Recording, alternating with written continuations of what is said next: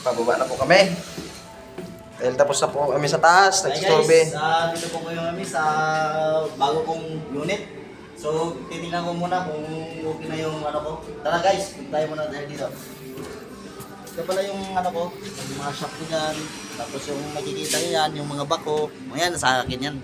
So, nabili ko lang yan ng 1.5 million. Ang yaman mo pala, boss engineer. Hindi naman masyado. Nabili ko lang yan kay Carlos Lopez. Kasi si Carlos Lopez, pupunta na siya ng, ng Hawaii. So, pupuntahan tayo ngayon. Saan sir, saan? Subscribe yung ano ko pala, yung vlog ko pala dun sa Ali Mama vlog. Ito tayo.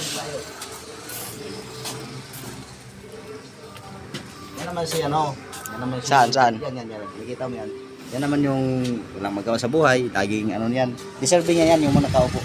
Wala tayong magawa. Ganyan talaga. Yan pala yung may bibigay ko sa iyo